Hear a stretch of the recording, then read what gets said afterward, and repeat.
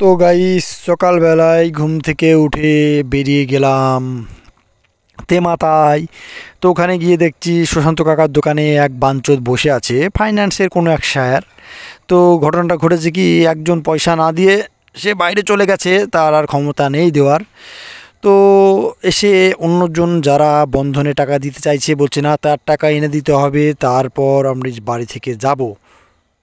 তো আদার্স যারা আছে ক্যান্ডিডেট, তারা কি বলছে, আমরা তার টাকা কী করে দেব, আপনি আমাদের টাকাটা নেন।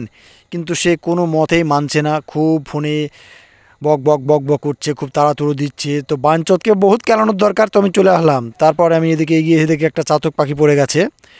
তো চাতক পাখি পড়ে যাওয়ার পর সেটি আমার হাতে আছে। তো চাতক পাখি তোমরা হয়তো কোনো দিন হাতে নাওনি কিংবা দেখোনি, সেই আকাশে যখন মেঘে জল বৃষ্টি পড়ে তখনই তাকে দেখা যায়। তো এইখানে আমাদের ঠাকুর ঘরের মন্দিরে বাসা আছে, বহু পুরানো ঠাকুর ঘর, 100 বছরের বেশি। তো তারপর আমাকে সর্বজিৎ বলছে, বিটু কাকা তুমি তুলে দাও। আমি বললাম, সর্বজিৎ তুমি নম্বাছো, তুমি আমাকে বলছো? তারপর আমি ভোরদাকে ডাকলাম, ভোরদা চল চল চল, ভোরদা চল মেরা ঘোড়া টিক টিক টিক। তা ভোরদার পিঠের উপর আমি চেপে পড়লাম কাঁধে। তা ভোরদা আমাকে এবার চাগিয়ে তুললো।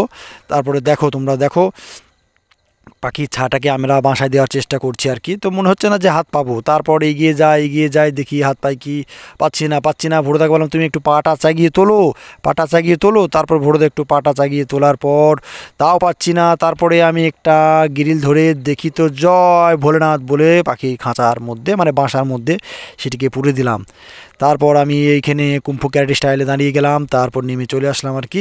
আর এদিকে রয়েছে রনি বেবি, রাত তো দিন একটা খেলোয়াড়, মানে একটা প্লেয়ার, যেখানেই বলবে সেখানেই খেলাতে ফার্স্ট। ক্রিকেট হোক, ক্যারাম হোক, যে কোনো খেলায় রনি বেবি আছে। সকাল সন্ধ্যা রনি বেবি শুধু খেলা খেলা খেলা, একা একাই খেলা, দুটো দুজন থাকলে খেলা, সব সময় খেলা, সকাল সন্ধে খেলা খেলা খেলা। এই দেখো সন্ধ্যাবেলায় দাদাকে নিয়ে চলে যেতে, আবার আবার দাদাকে নিয়ে খেলা।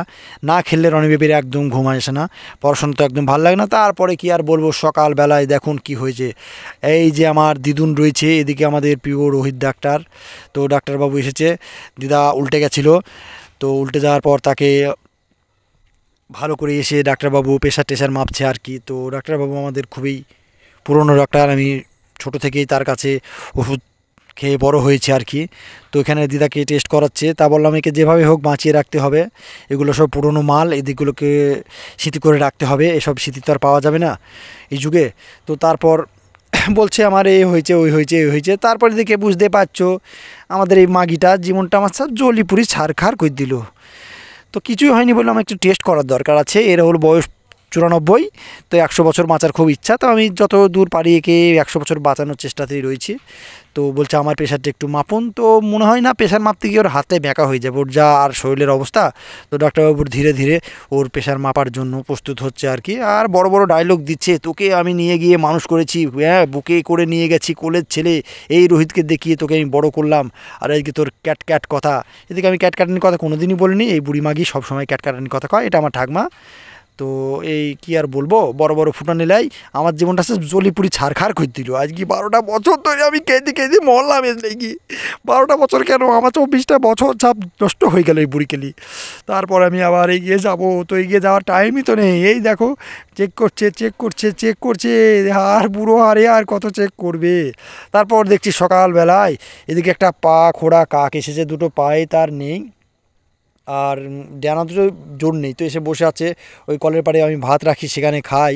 তো এসে সে বসেছে, তো একে দেখে বুঝছি যে জগৎটা চালাচ্ছে স্বয়ং ঈশ্বর। এইভাবেই জীবন কাটাচ্ছে সে। ওই দেখুন চলে গেল ওরা। তো গুড বাই।